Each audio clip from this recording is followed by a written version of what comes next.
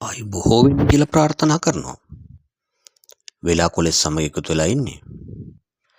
අද අපි කතා කරන්නේ මල්වරයිම සම්බන්ධයෙන්. ඒ කියන්නේ ඔසප් වීම ආරම්භ වීම. එහෙම නැත්නම් වැඩිහිටියෙක් බවට ළමයෙකු පත්වීම කියන කාරණය. මෙහිදී විශේෂ චාරිත්‍ර විධි ගණනාවක් දරුවෙකු වැඩිවියට පත් වෙනකොට සිදු කරනවා. විශේෂයෙන්ම කාන්තා පාර්ශවය. ඉතින් මේ සම්බන්ධයෙන් ගුණ ගැන විස්තර කියවෙනවා. අපි අද කතා කරන්නේ ඉරිදා දිනේ මල්වර වූ දරුවෙකුගේ තියෙන ගුණාංග සහ හොඳ නරක පිළිබඳව. මල්වර වීම මොන වගේ ස්ථානවල සිදු වෙන්න පුළුවන්ද? මේවා පුරාණ පොත්පත්වල සටහන් වෙලා ආපු චාරිත්‍ර විධි තමයි මේවා. වතුර ළඟට හෝ ගෙන ඒමට යාමට සිතා සිටින විට මල්වර වෙනවා. එහෙම නැත්නම් වතුර අත ගෑවට පස්සේ මල්වර වෙනවා. සමහරු ස්නානය කළාටද පසුව මල්වර වෙනවා. තවත් සමහරු ගෙදරින් පිට සුළු ගමනක් යාමට අදහස් දක්මින් සිටින විට මේ වැඩිවිට පැමිණීම සිදු වෙලා තිබෙනවා. එහෙම නැත්නම් එවැනි ගමනක් ගොස් ආවාට පසුව මල්වර වීම සිදු වෙලා තිබෙනවා. සමහර මල්වර වීමෙන් පසුව නොදැනුවත්වම එවැනි ගමනක් යන්නට සිදු වෙලා තිබෙනවා.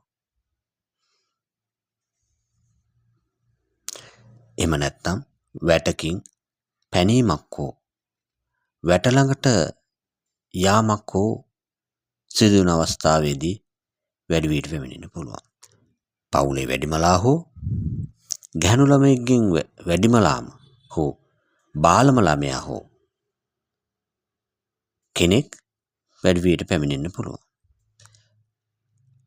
ඉතින් මෙන්න මේ කාරණා අතරින් යම් කෙනෙක් වැඩිවියට පැමිණලා තිබෙනවා නම් පුරාණයේ පොත්පත්වල දක්වලා තියෙන්නේ අපල දෝෂයක් නැහැ.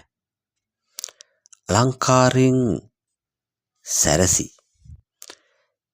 සිටීමට අවශ්‍ය බොහෝ දේ ලැබෙනවා. අහංකාරකමින් කාලය ගෙවනවා. අගහිගකම් ඇති වෙන්නේ නැහැ. සැපසේ නිදහසේ වැඩි මහන්සියක් නොවි කාලය ගත කිරීමට කැමති. නම්බු ආරක්ෂා කරගන්නවා.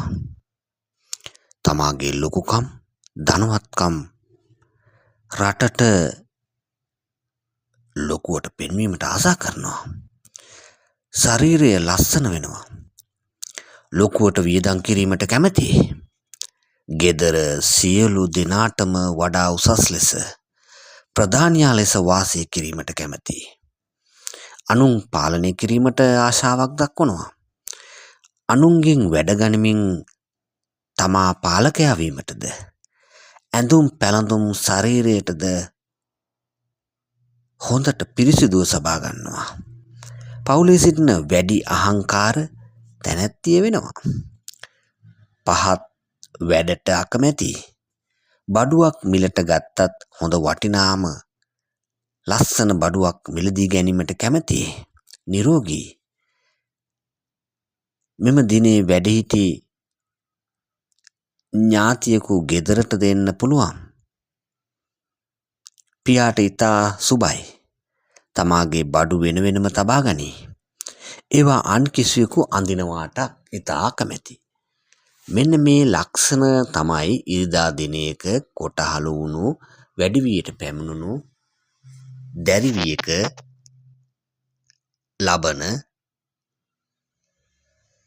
ගුණාංග කියලා මේ විශේෂයෙන්ම පංචාංග ලිත්වල සඳහන් කරලා තිබෙනවා. ඉතින් ඔබේ දැනුමට එකතු කරගන්න.